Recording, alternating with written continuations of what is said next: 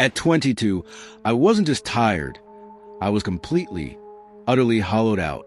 I was exhausted in my very core, carrying a heavy, suffocating weight in my chest every single day, and begging the universe for some kind of permanent escape from my own existence. There were dark, complicated things in my recent past that I was desperately, actively trying to outrun, memories that clung to me like a physical shadow. I needed to disappear. Completely. So, when an older colleague of my dead-end job mentioned a microscopic, unbelievably dull island off the rugged coast of Maine, it didn't sound like a boring vacation. It felt like a sanctuary. He described it as a place time forgot. Zero nightlife. Zero evening tourists. No bars. No restaurants open past 5 o'clock. Just crashing gray waves, dense pine forests, and pure, unadulterated isolation. I spent hours scouring the internet until I stumbled upon an affordable, highly secluded standalone cabin sitting right on the rocky water's edge, miles away from the island's tiny main dock. I secured it immediately, draining what little savings I had. I packed a single duffel bag and drove north, taking a long, nauseating ferry ride through choppy, freezing waters just to reach the island. When I finally arrived at the rental, the isolation was immediate and overwhelming. The structure was essentially an old, weathered wooden box. It had paper-thin walls that offered absolutely no insulation against the biting ocean wind, and it was entirely choked by dense, suffocating brush and towering, twisting trees that blocked out most of the natural light. Oddly enough, considering how dilapidated the rest of the cabin was, the main entrance featured heavy-duty, freshly installed, commercial-grade deadbolts. 3 of them, stacked vertically up the heavy oak door. It was a bizarre, paranoid detail for a sleepy island where everyone supposedly left their doors unlocked. I brushed it off, chalking it up to a paranoid property owner, at least until dust began to settle and the island seemingly cleared out, leaving behind a silence so deep it actually made my ears ring. During an afternoon stroll along the jagged shoreline to stretch my legs, the unease really began to set in. The coastline was mostly empty, save for massive, rusted local lobster trawlers bobbing in the distance. But as I rounded a bend into a secluded, shadowy inlet concealed by high rocks, I spotted it, a lone, pristine blue motorboat tied off to a decaying wooden post. It stuck out violently against the muted, dreary landscape. There was no one around it, no fishing gear, nothing, just this sleek, fast-looking boat waiting in the middle of nowhere. A deep, primal sense of wrongness washed over me. I immediately retreated to my cabin. As soon as I crossed the threshold, I threw all 3 of the heavy deadbolts, listening to satisfying, heavy metallic thuds as they locked into place. I tried to unwind, pouring a glass of water and sitting on the warm mattress, but my anxiety was spiking. I reached for my phone to play some music, to drown out the oppressive silence of the woods, but it stubbornly refused to charge. I plugged it into every outlet in the cabin, but the battery icon just flashed red and died. I was entirely cut off from the outside world. Drained by the travel, the stress, and the creeping paranoia, I passed out almost instantly, falling into a deep, dreamless sleep. But it didn't last. I was violently ripped from my unconsciousness in the dead, pitch black of night by a sound that instantly froze the blood in my veins. The unmistakable, heavy crunch of gravel. Footsteps. Plodding, purposeful, heavy strides right outside my thin wooden walls. I held my breath, my eyes wide open in the dark, staring at the ceiling. The footsteps were incredibly slow, deliberate. They weren't the erratic sounds of a lost animal. It was a person taking their time, evaluating the perimeter of the cabin. Then a dead halt. The footsteps stopped right outside the window near my bed. The quiet that followed was suffocating. It was heavier than the silence before. I could almost feel the presence radiating through the thin wood. I remained completely paralyzed, my heart hammering against my ribs, so hard I thought it would bruise them. Minutes dragged by in agonizing slow motion. Finally, the pacing resumed. The heavy boots marched straight up the wooden steps to my front porch. Creak, creak, creak. They were standing right on the other side of my front door. Suddenly, a harsh, blinding white flashlight beam cut through my flimsy, semi-transparent window coverings, sweeping erratically across the interior of the cabin, illuminating the dust motes dancing in the dead air. The beam passed over the bed, and I pressed myself flat against the mattress, praying the darkness would conceal me. The light flicked off. The darkness rushed back in. Moments later, the brass doorknob violently jiggled. It wasn't a tentative check to see if it was open. It was an aggressive, forceful twist. The metal rattled loudly in the quiet cabin. I silently, desperately begged the 3 deadbolts to hold. Realizing the door was locked, the intruders shifted tactics. Without any warning, they threw their full, massive weight against the heavy wood. Bang! The sound was deafening. The shock waves rattled the whole cabin, shaking dust from the ceiling rafters. Bang! The doorframe groaned, the wood splintering slightly under the immense pressure. Bang! I scrambled out of bed, my bare feet hitting the freezing floorboards, and huddled near the doorframe, making myself as small as possible, expecting the wood to shatter inward at any second. I braced myself for the violent confrontation I knew was coming. But suddenly, absolute silence fell again. The assault on the door stopped just as quickly as it had begun. No footsteps walking away. No breathing. Just an unnatural, terrifying stillness. Seconds ticked by, turning into minutes. I didn't dare move a muscle. My muscles cramped, my lungs burned for air. Then a gruff, raspy male voice hissed through the tiny crack between the door and the frame. It was so quiet, so close, he must have had his lips pressed right against the wood. "I know you're in there, Leo." My veins turned to absolute ice. The bottom dropped out of my stomach. I had never heard that voice in my life. It was entirely unrecognizable.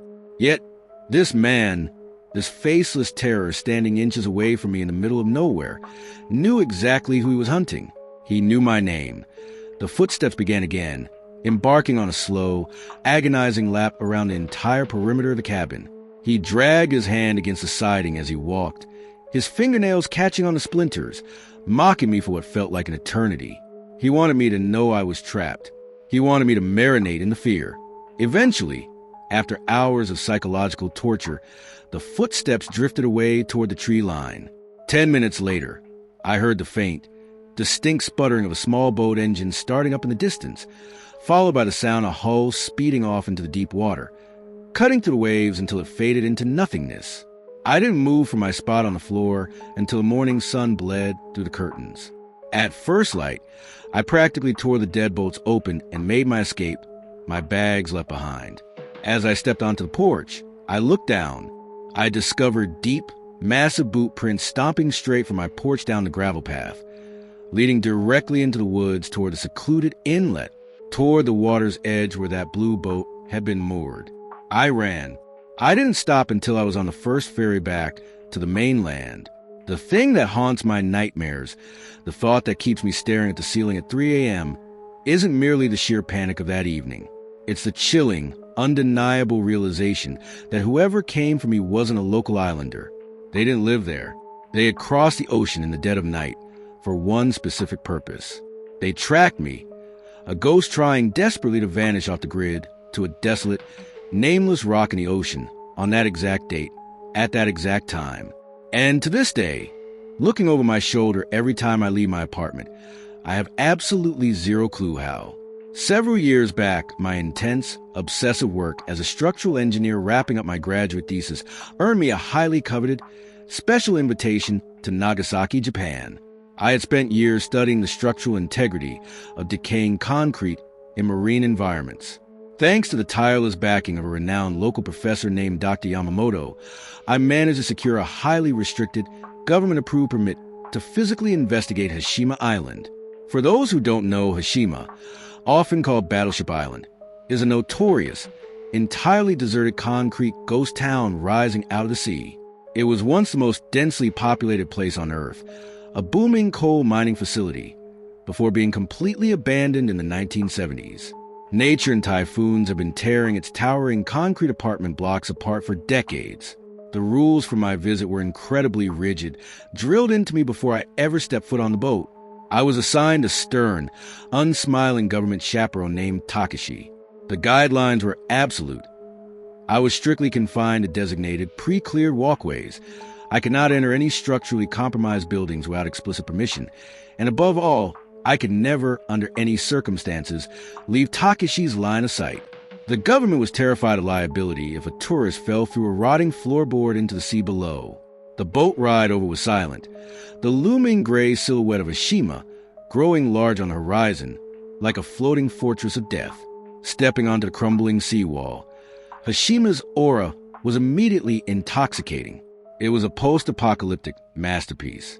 The silence of the abandoned city was deafening, broken only by the crash of the ocean against the sea wall and the wind howling through thousands of shattered windows. Once we successfully penetrated the gloom of the first colossal, rotting housing complex, the atmosphere changed. The air was thick, heavy with the smell of salt, mildew, and decades of undisturbed decay. Takeshi, clearly disinterested and perhaps a bit unnerved by the claustrophobic environment, lingered on the ground level to smoke a cigarette, lazily waving me forward.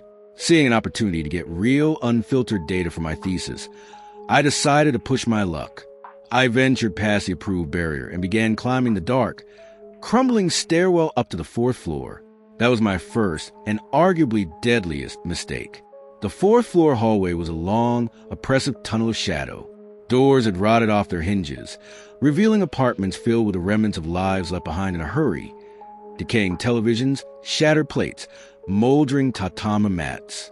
While inspecting a highly decayed load-bearing wall to take structural measurements, I shone my heavy-duty flashlight down to ground. I froze. I realized a thick, gray layer of historical dust on the floor, dust that had been settling undisturbed for nearly 50 years, had been distinctly disturbed. It wasn't animal tracks. It was a clear, heavily used, human-sized pathway. The dust was completely trampled down, exposing the bare concrete underneath. The trail led directly down the pitch-black corridor, hooking a sharp left toward a closed room at the very far end of the hall. Ignoring every single rational survival instinct screaming in my brain, the obsessive academic in me took over. I followed the trail. I stepped as lightly as possible, my heart hammering against my ribs, until I reached the heavy metal door at the end. I pushed the door ajar. The hinges screamed in the quiet, sending a shiver down my spine. Instantly, a noxious, deeply unfamiliar stench hit me like a physical blow. It wasn't the smell of dead animals or old garbage. It was a dense, metallic, chemical odor mixed with something horribly organic and sweet. It made my eyes water. I shined my light inside. The room was empty of furniture, but the floor was remarkably clean compared to the rest of the building.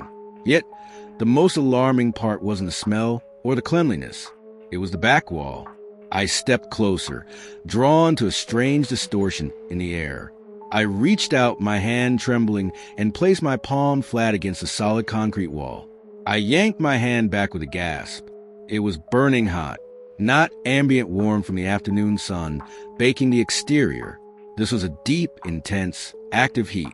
The concrete was radiating thermal energy from deep within, as if a massive furnace was operating at full capacity right on the other side of the solid, impenetrable barrier.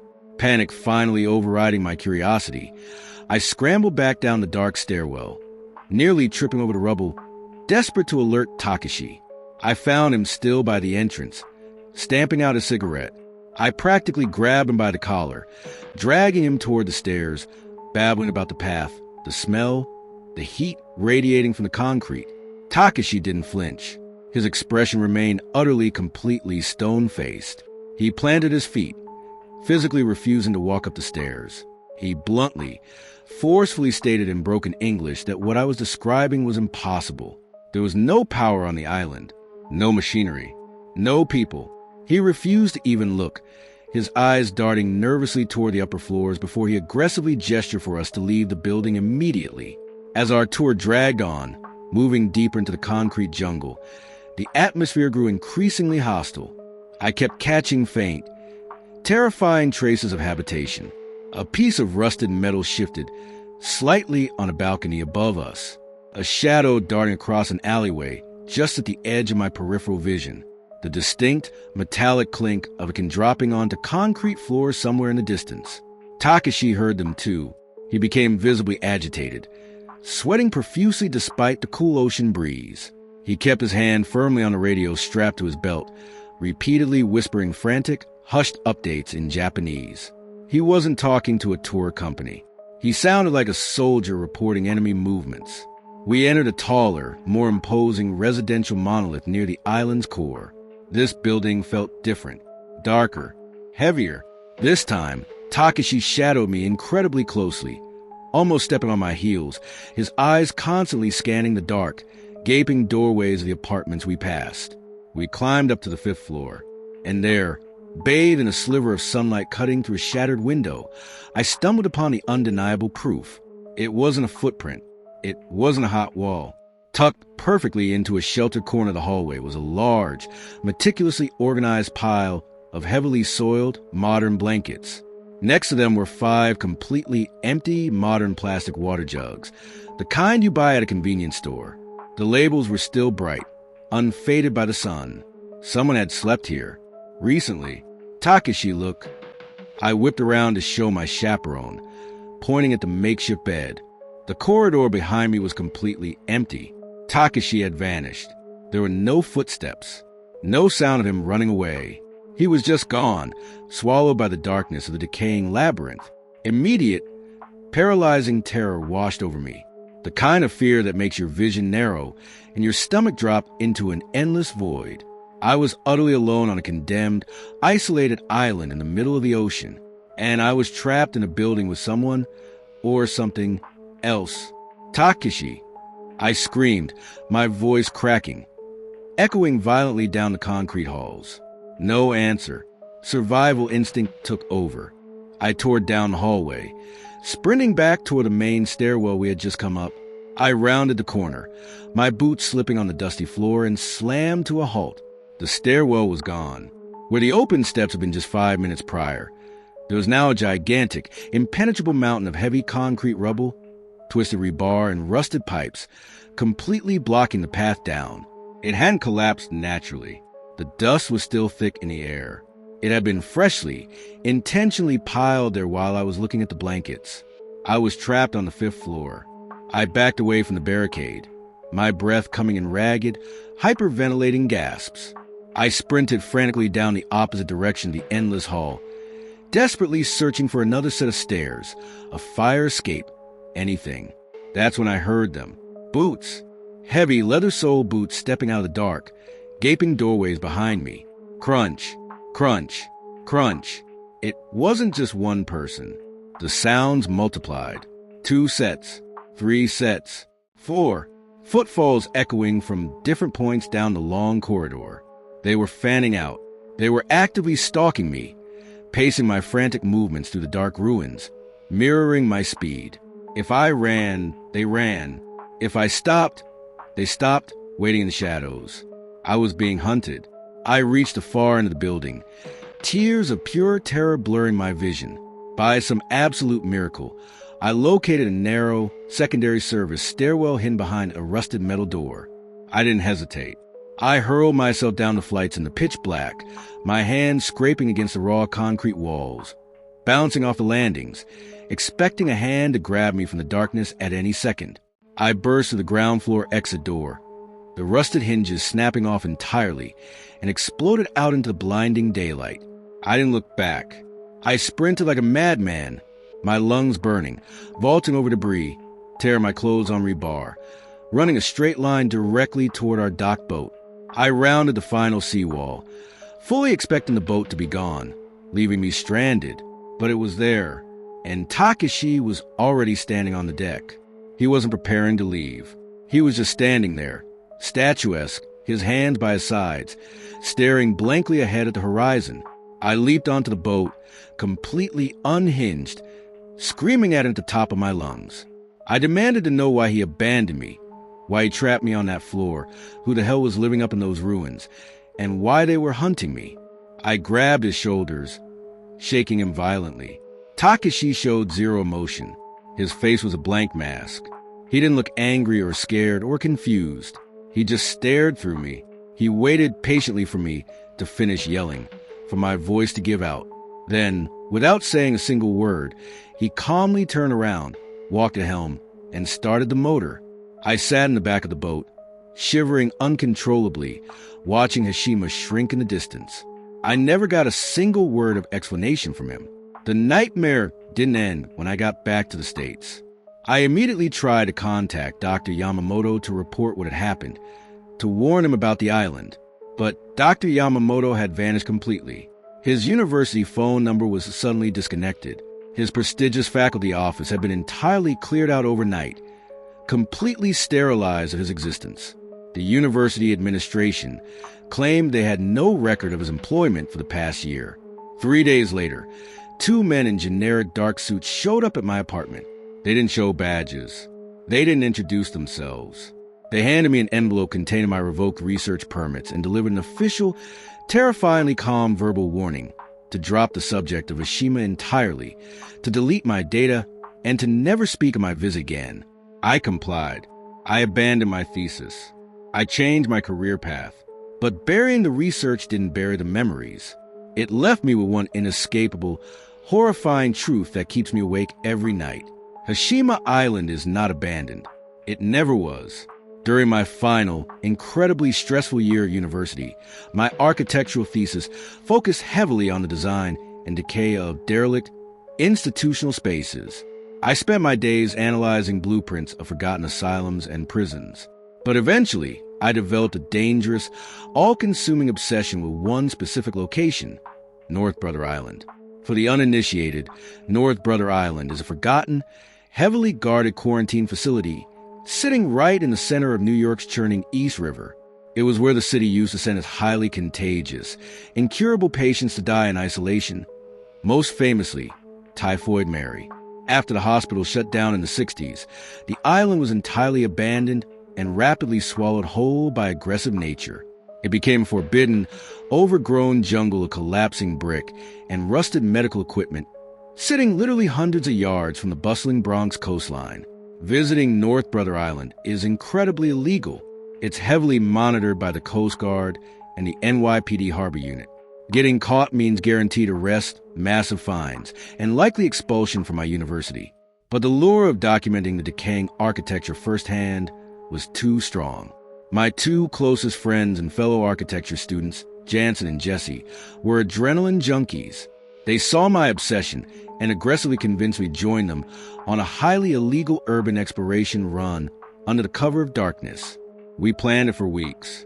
At exactly 2 a.m. on a moonless Tuesday, we dragged 3 stealth black kayaks down a muddy embankment in the Bronx and launched them into the freezing, treacherous currents of the East River.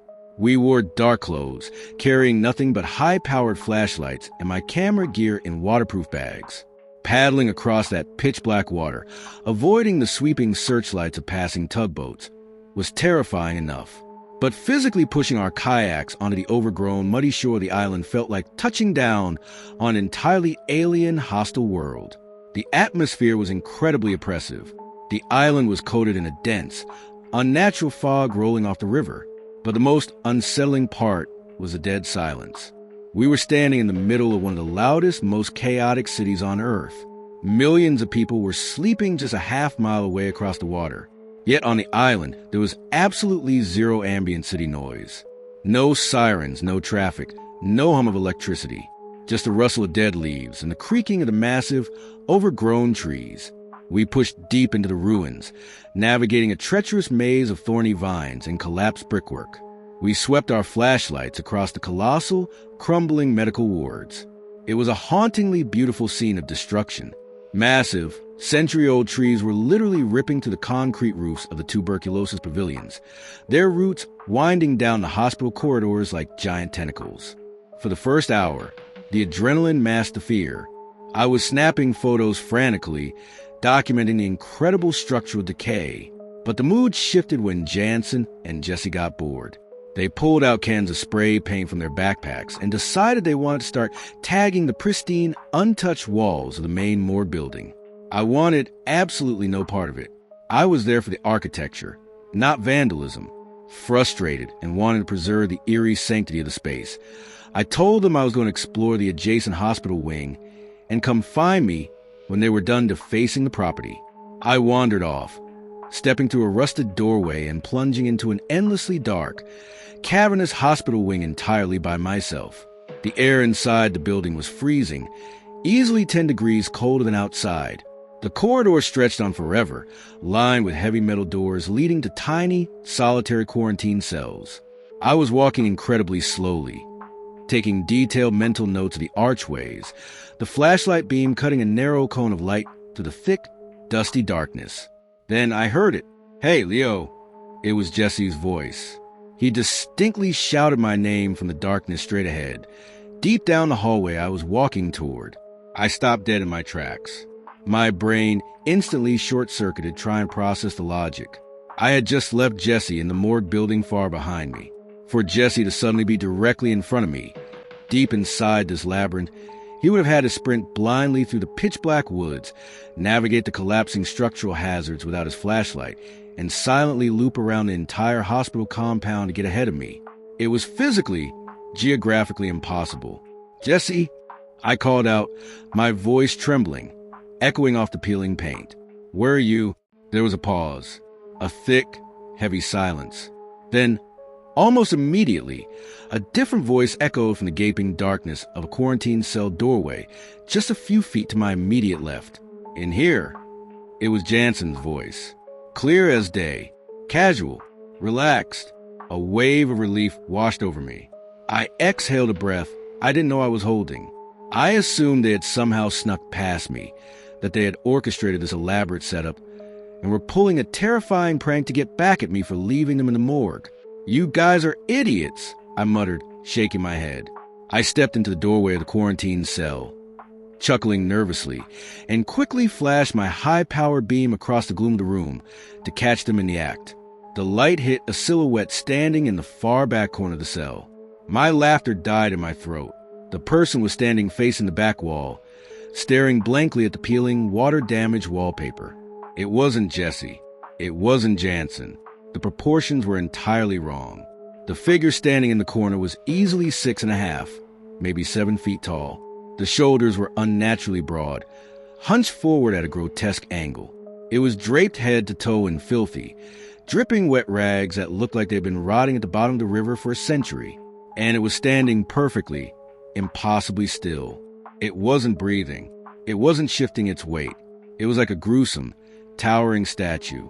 A raw, primal, paralyzing dread took over my body.